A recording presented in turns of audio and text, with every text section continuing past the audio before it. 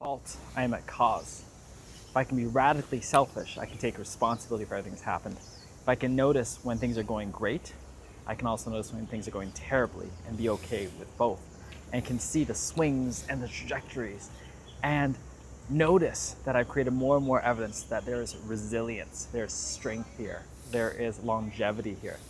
And I can see that now at 45 years of age, husband, father, CEO, business owner, medical doctor, university graduate, all the other quote unquote accolades pale in comparison to just the beingness of living life right now and almost every day saying, today is going to be a wunderbar day. It's like the best day. Days feel like weeks, weeks feel like months, months feel like years. So we're living our best version, not trying to live longer, live better, live more freely, live more authentically, live more aligned, live less in the prisons that I used to create for myself. And one of the things I keep coming back to is radical selfishness. And I use the term selfishness on purpose because some people have been trying to say, what about calling it self-love or something else? I'm like, no, I'm not going to bypass what it is right now for me still, which is still selfishness. Sometimes it feels radically selfish. The way I was raised was about patience first, about sacrifice yourself, about giving away money, about money is evil. And not bad. I'm so grateful for everything that's happened to my parents and what's happened to them and what they've taught me, because I wouldn't be living the life I'm living right now if it wasn't for that. And sometimes it's rewriting those stories of the past, especially the ones where it's like, oh my God, I was wrong, traumatized, all that stuff. And not trying to rush through it either. Occasionally, I'm going to pull up pieces again, which I've forgotten. I still don't remember parts of my early childhood, and that's okay. And now having a son, it's helping me to relive things. How do I have fun? How do I enjoy? How do I do differently? How do I do the same and then notice and not judge myself? But this radical selfishness, it's really getting in tune with myself. And why it's coming up more and more is it's happening for myself and my clients and my family and people that I love. And they're starting to see it as well, because when I'm actually selfish, it's the easiest thing to be around me because they don't have to question, is he actually asking for help?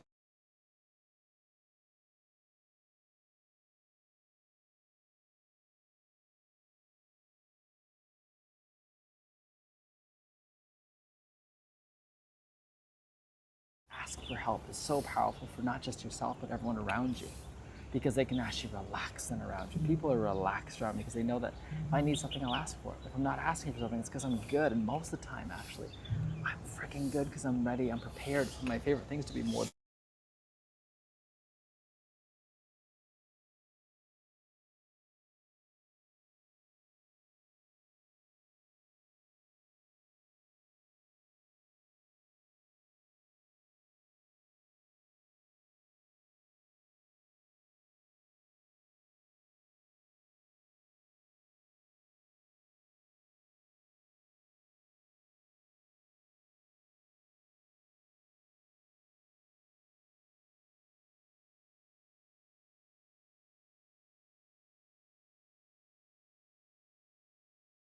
Thriving in the area that you're looking for. I'm not thriving in all the areas. Let's be clear. Some of the organization, structure, things like that, discipline, some of the things about stretching my body. That's why I'm like just getting back into yoga with my dear sister.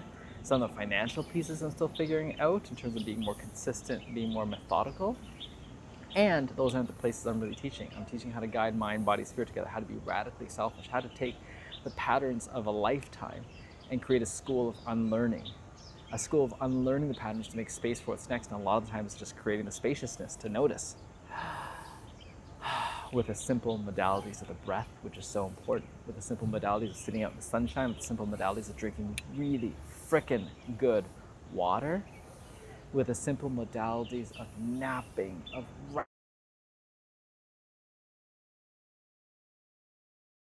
realizing I'm casting spells all the time with my words and my being and my presence, of actually saying no to things when I mean no and yes to things when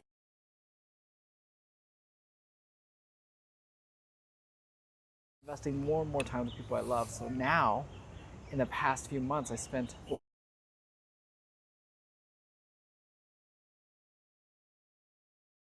to me, and it's because we care about each other so much, and I want to do more of that because those are the families I want to keep really close and tight, and everyone else becomes ohana.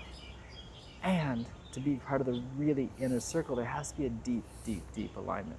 And how do I create the preparation phases more? How do I create the filtering phases more? So that people are actually getting in through all the filtering. And they're filtering themselves in, and they're self-selecting themselves in, because I don't want to be all things to all people.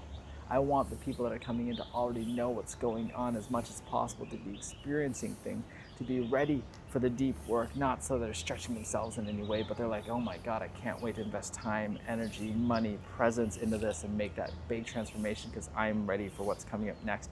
And there's some big changes that are happening to myself, to the world at large, the financial systems, to the global order, to the health of the world, to going through parts of the cosmos, all the stuff, and just being willing to be with it all.